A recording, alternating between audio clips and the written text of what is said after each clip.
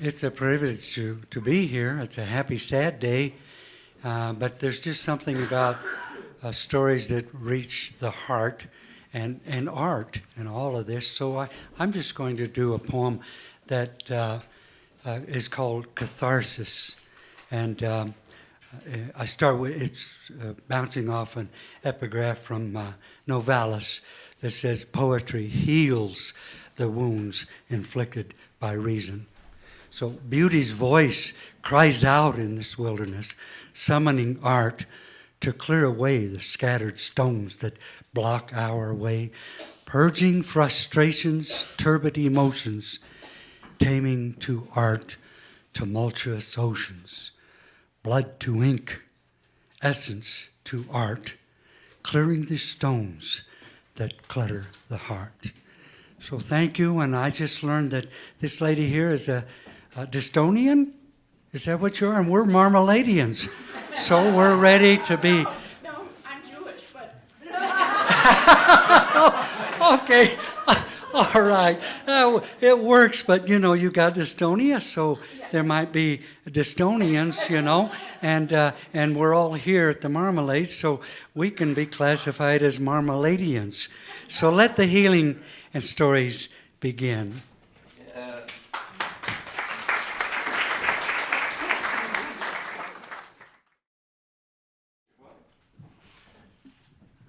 I'd like to say that I've been an actor in one capacity or another since I was 19 years old, and absolutely nothing I've done has prepared me for this.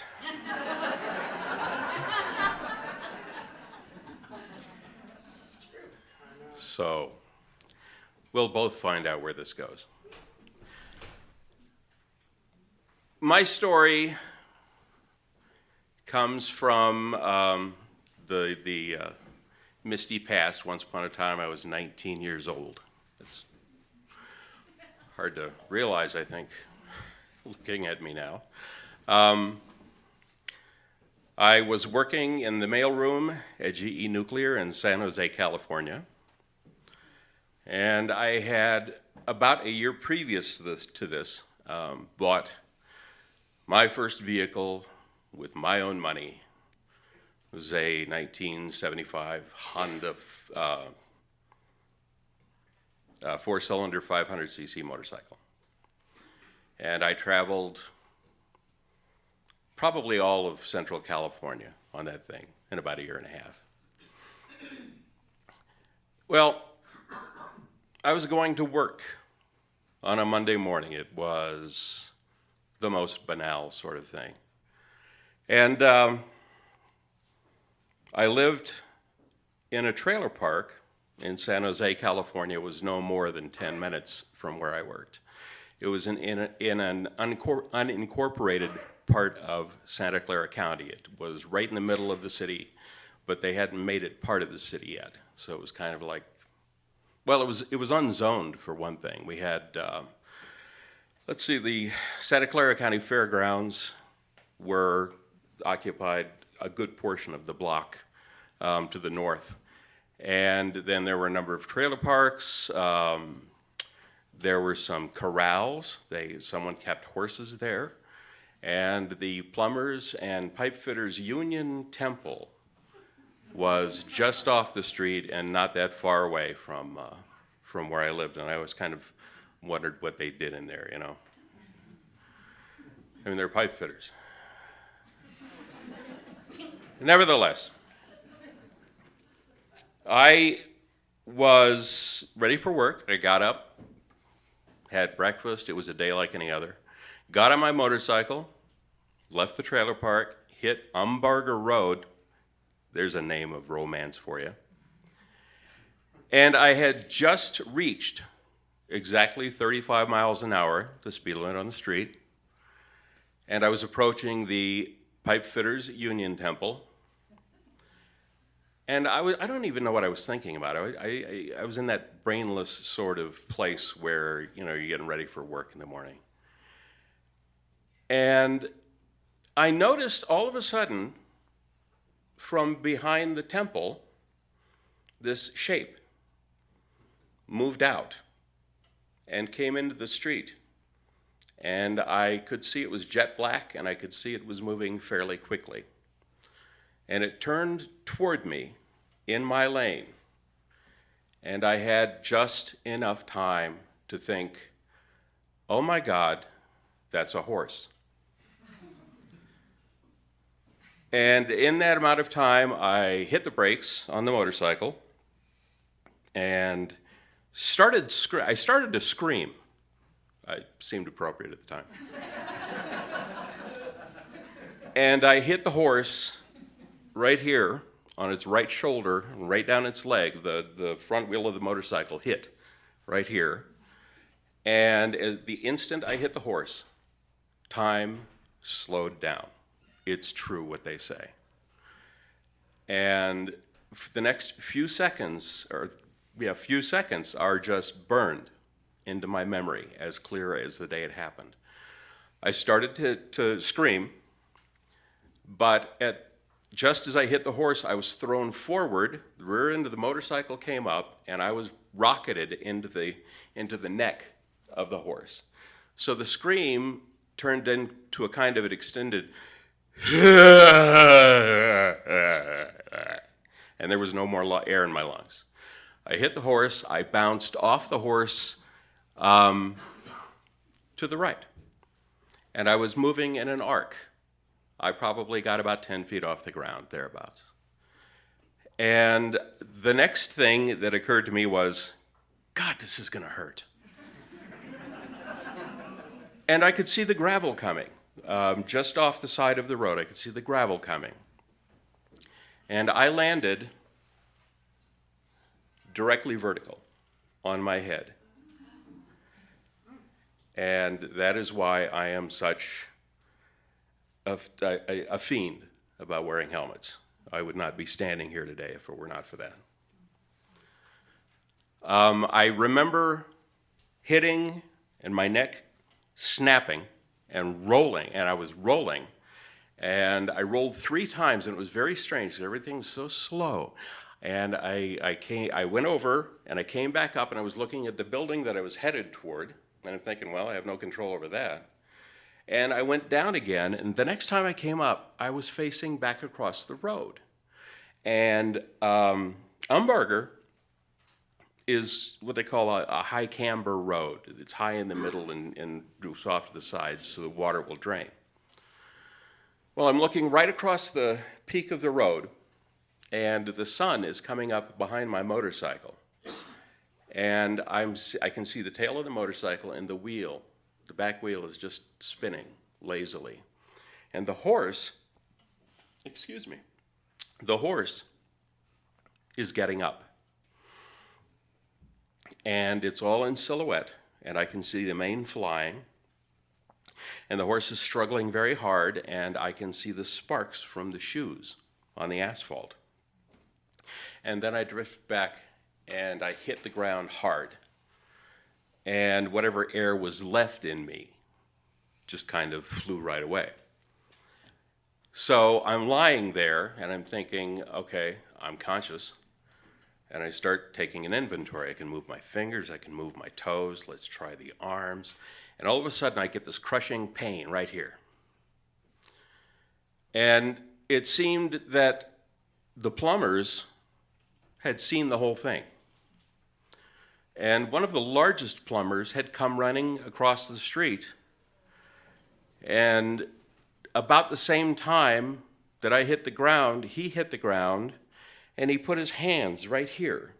And he must have weighed 300 pounds. And he's leaning on me, shouting through the visor of my helmet, "Are you all right, buddy? Are you okay?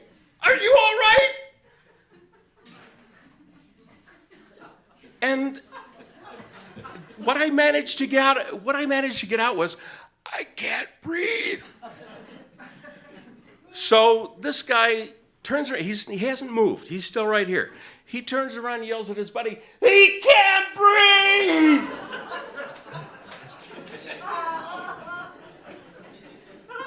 Right about then, I started getting a little bit of control back, so I hit him as hard as I possibly could. right in the side of the head with my fist. Then he got up, and I could breathe again. And so I was instantly surrounded by plumbers. And if you've ever heard a bunch of guys in their 40s and 50s talking like your grandmother, you'll know how creepy that is. You okay there, buddy? Yeah, you all right? You feel good? Or you want to go sit down? You get on there with you? I've got all of this hubbub all around me.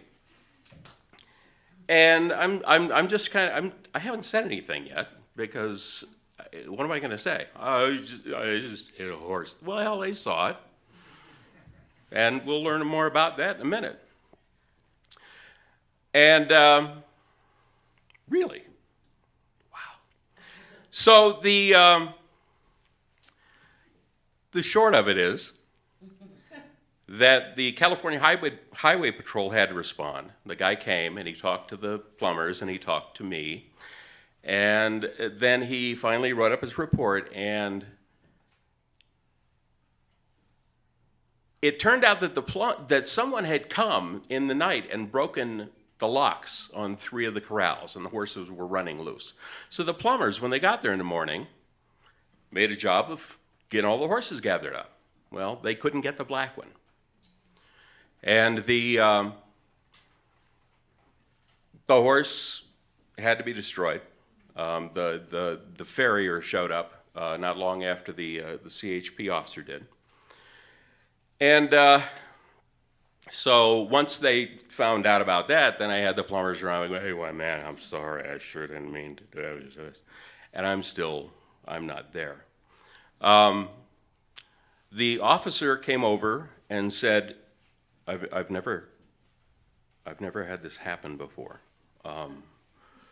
But on hearing everything, the only way I can write down the cause of this accident is as an act of God.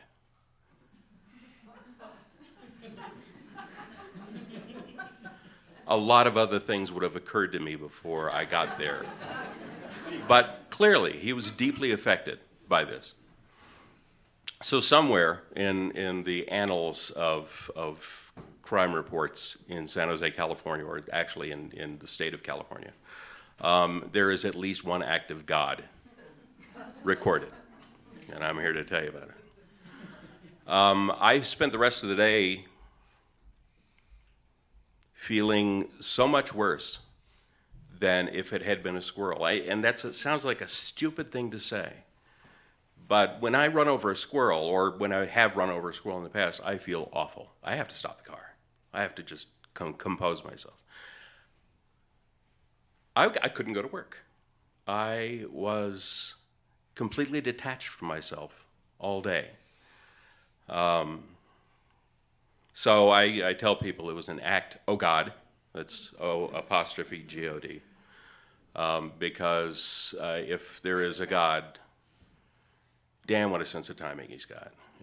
And he's one of the greatest directors that ever did anything.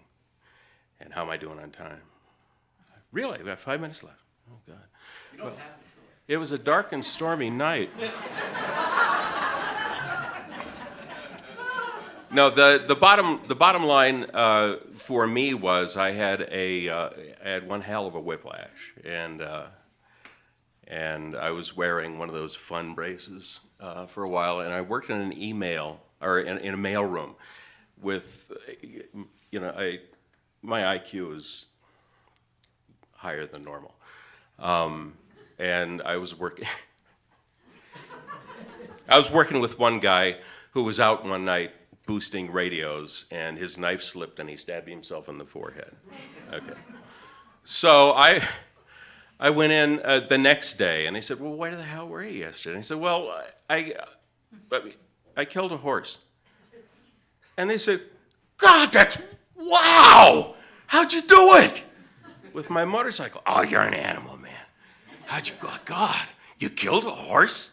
I said, it's not bragging rights. I killed a horse. And he said, yeah, but she's a horse. Wow. You're an animal. God. Jeez. So for the rest of the time I worked in the mailroom, which was about another year, I was killer. The end.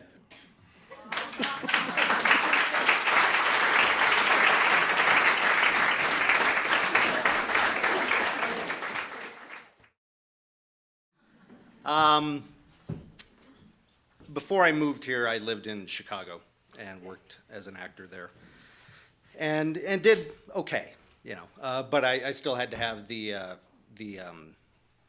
proverbial day job. So I worked as a temp.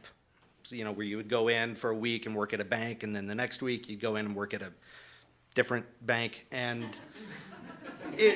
it was fine, you know, it was decent money, and it was flexible, so I could go out on auditions or whatever. And I had a really good relationship with the owner, and she was always looking out for me. And one day she called me, and every now and then she'd throw me a curveball. So this was December, I think, like 2004, 2005, and she says, "I've got a job for you, but I'm not sure you're going to want to do it." I said, "Well, what is it?" Long pause, which is never a good sign. And I said, "Well, what is it?" And finally she said, "There's a law firm down here in the Loop who they're looking for people to dress up in costume and walk around their Christmas party entertaining the kids." Now, I was not a kid person at this point. And I said, "No, that sounds absolutely horrible." And she said, "Well, no, it'll be fine." And I said, "All right, well, dressed up as what?" Long pause. And I said, "Dressed up as what?" And finally she said, "You would be dressed as Mr. Incredible."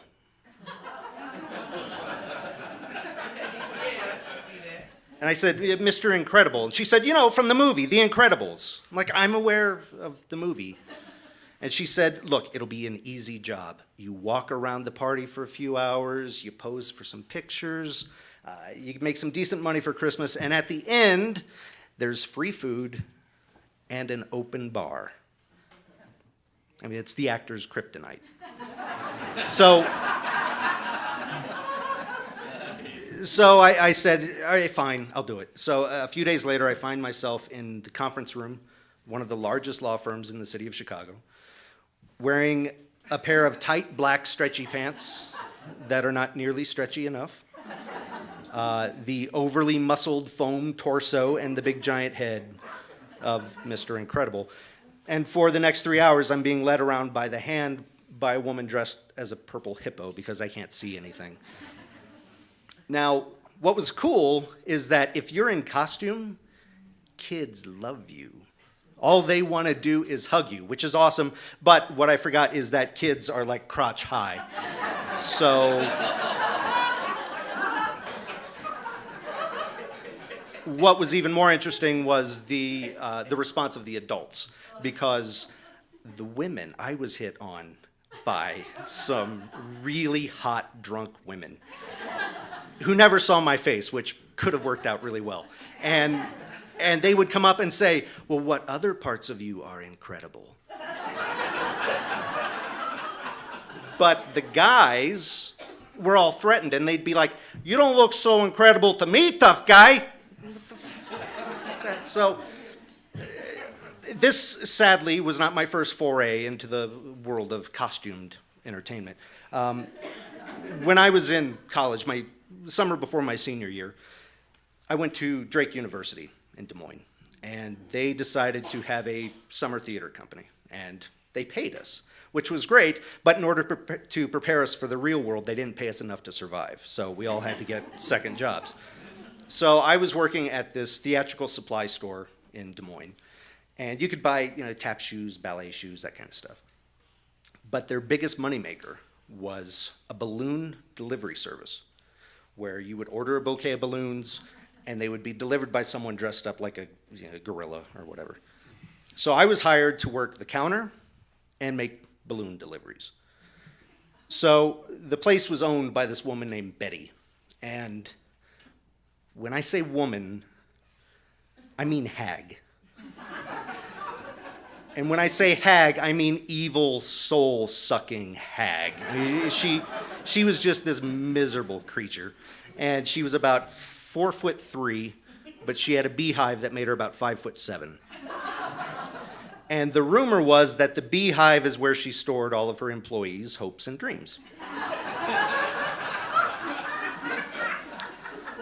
So Betty calls me, I'm there like a week, and Betty calls me in and she says, I have a balloon delivery. And I'm actually excited because I'm thinking, finally I'll get to dress up like Batman, because who doesn't want to dress like Batman, right? So she says, I have a delivery for you, and I say, Batman? And she says, no, Chippendale's Dancer. Now,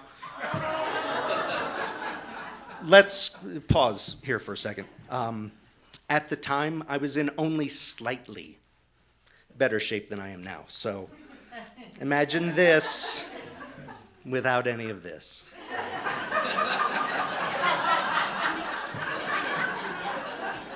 The lesson is lasagna is not a breakfast food.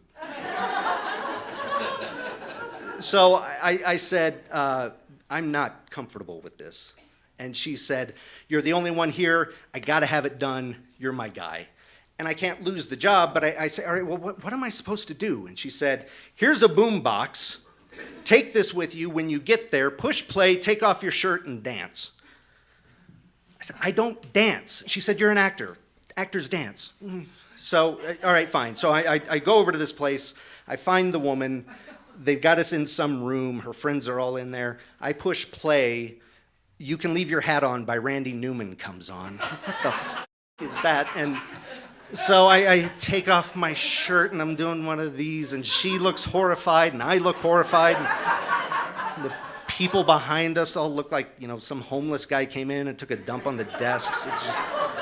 I finish, and I go up to her, and I say, if I were you, I would call the store and demand my money back, because clearly this was horrifying for both of us. So I get back to the store, and I say, well, that will never happen again. And it didn't for a while. So a week or so later, Betty calls me in, and she says, I have a delivery for you. And I said, Batman? And she said, no, Giant Raisin. Now, who remembers the California raisins, right? But the thing with these costumes, they were all unlicensed. So she couldn't call it a California raisin. She had to call it a West Coast dried grape. So I go to this elementary school in West Des Moines. I give the balloons away. It's great. The thing about these costumes, there are no pockets. You don't think about that, but there are no pockets. So a guy I worked with gave me great advice. He said, always keep change in your shoes, because this was pre-cell phone, and put your car keys in there. That way you don't have to worry about someone stealing your car. So I go in, I do the thing, I come back out, it's raining. I go to get, I get to the car, I look in my shoe, there's no key. So I look in the other shoe, and there's no key. I look through the window, and there dangling from the ignition are the keys. Who all's done the walk of shame? Who all's done it dressed like a raisin? Just a couple. Well, that's interesting. So I go back to the school. I say, hey, can you call the cops? Because at this point, they would still come out and unlock your car. I go back out, 15 minutes, standing in the rain. The cop pulls up. He sees me, a 5'9" raisin, standing there. Doesn't say a word, just looks at me, shakes his head, unlocks the car, and drives away. I get back to the store, tell him what happened. Funny raisin boy. So a couple months go by. Betty calls me in. I've got a job for you. I've got a delivery for you. I say, Batman? She says, no, Giant Raisin, don't lock your keys in your car. It's Monday morning, 9 a.m. I have to be in Ankeny, Iowa, which is a suburb of Des Moines. I find the guy at the hardware store, give him his balloons, go out to my car, look in my shoe, no key. Look in my other shoe, no key. Look through the windshield, and there in the ignition are my keys. So if you're standing next to me at this point, what you would hear coming from behind 6 inches of foam would be, are you kidding me? So I realized I cannot go back into the hardware store. It's humiliating, right? So I look across the street and there's this guy opening up a bar. I think, perfect. It's 9 a.m. There's a phone. No one will be in there. I waddle across the street. I throw open the door, and there, sitting at the bar, are 3 of the oldest farmers I have ever seen in my life. And if this were a film, this is when the needle would go scratching across the record as everything stops. I'm silhouetted in the doorway like John Wayne at the end of The Searchers. They look at me as if Jesus himself walked into a bar while dressed like a piece of dried fruit. So I say to the bartender, "You got a phone?" And he just kind of nods over into the corner. So I go and I make the call, and I leave. I'm heading back to my car, and I see the guys. I'm like, "Gentlemen, gentlemen, gentlemen." Cop shows up, acts like this shit happens all the time. He's like, "Hey, how you doing? What's going on?" Doesn't ask about the raisin costume, just very happy. So I finally get back to the store, tell him what happened. You locked your keys in your car again, raisin boy, funny, funny, funny. The next day, Betty calls me at home, fires me over the phone because she has another Chippendales delivery, and she knows that I won't do it. Now, I was kind of pissed, not because she fired me, not because, I lost it because of a really stupid reason. I was pissed because I never got to be Batman. So now you'll see people out on the corner in costumes handing out flyers, for a bank or whatever. And people will either ignore them or make some kind of smart-ass comment, or they'll take the flyers. And I'm one of those guys. I take the flyer because I know.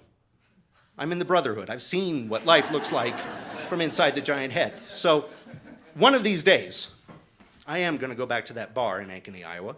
I am going to sit down. I'm going to have a beer. And I'm going to ask the bartender, what is the craziest thing that has ever happened in this place? And have him tell me about the time a giant raisin walked in, used the phone, and then turned the water into wine.